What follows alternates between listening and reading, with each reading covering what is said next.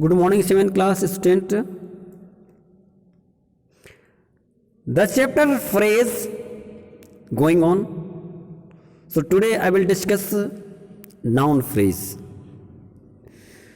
Student, phrases are three types. Already I have told you. Adverb phrase, adjective phrase and noun phrase. So before of this video I have explained already adverb phrase and adjective phrase. Today I will cover noun phrase. Noun phrase. A noun phrase is a group of words. Noun phrase क्या, वही एक शब्दों का समूह होता है. इसी तरह से एडजेक्टिव फ्रेज में भी group of words, adverb phrase में भी ग्रुप ऑफ वर्ड्स, लेकिन इनके एक्ट काम करने का जो फॉर्म है वो अलग अलग होता है बच्चों. Noun phrase is a group of words. Noun phrase एक शब्दों का समूह होता है जो act as a noun in a sentence, जो सेंटेंस में एक नाउन का या कहें सब्जेक्ट का काम करता है. किसका काम करता है? नाउन या सब्जेक्ट का काम करता है. और ये इट कैन फंक्शन एज, इसके फंक्शन क्या हो सकते हैं student?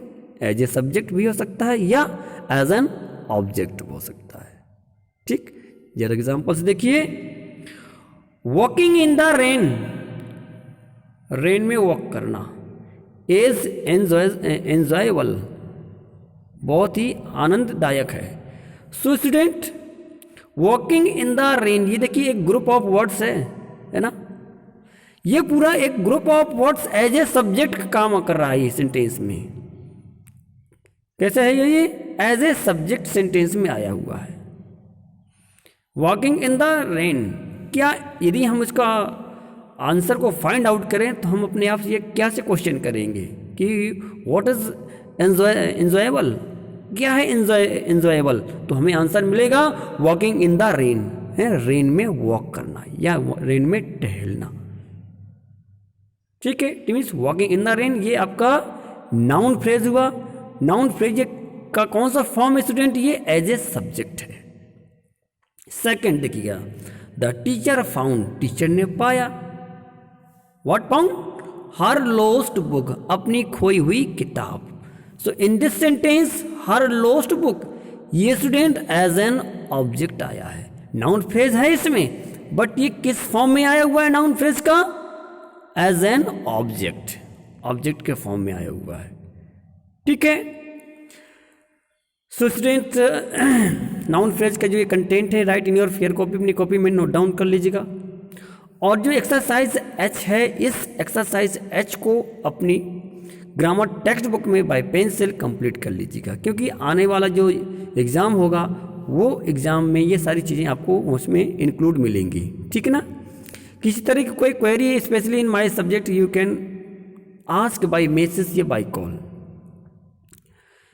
Exercise H, underline the noun phrase in these sentences. इन सेंटेंसेस में क्या करना है? जो नाउन फ्रेज है स्टूडेंट उसे अंडरलाइन करना है. ठीक है. To lie to other, it means to lie to other, झूठ बोलना. टू अदर, दूसरों से झूठ बोलना इज रॉन्ग, गलत बात है. तो टू लाई टू अदर ये आपका नाउन फ्रेज हुआ. ठीक है. सेकंड देखिएगा, द लॉयर डिमांडेड, लॉयर ने डिमांड किया क्या? आ फेयर ट्रायल, एक फेयर ट्रायल का. तो इसमें आ फेयर ट्रायल नाउन फ्रेज हुआ. थर्ड में, rushing into decision is not good idea. It means into decision, it mean किसी भी चीज़ का डिसीजन में रश करना या दौड़ लगाना ये अच्छा आइडिया नहीं होता. तो रशिंग इनटू डिसीजन ये नाउन फ्रेज हुआ. फोर्थ क्या रहा है? Living without friends, it means without friends के रहना. मेक वन फील लोनली, किसी को भी अकेलापन फील कराता है. तो living without friends noun phrase. Fifth, grandmother found the old family album. Grandmother ने पाया, what found? The old family album. Clear. 6 number, to live honestly, ईमानदारी से रहना, इज द बेस्ट पॉलिसी, है सबसे बेस्ट पॉलिसी है। So in this sentence to live honestly, noun phrase.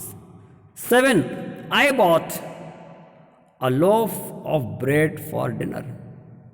तो student इसमें क्या है, देखिए अ loaf ऑफ ब्रेड है, ये क्या आपका नाउन फ्रेज है, ठीक है।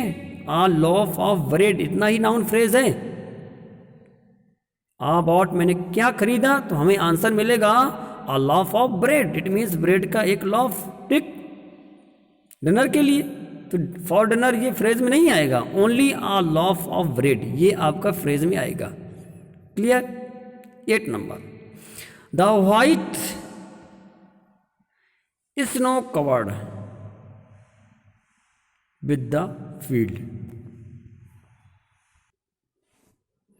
नेक्स्ट देखिएगा, the white snow covered the field, it mean the white snow covered the field, field को कवर कर दिया, इट मीन सफ़ेद बर्फ ने फील्ड को ढक दिया। तो इसमें द फील्ड आपका नाउन फ्रेज हुआ। Clear. So complete this exercise immediately after watching this video.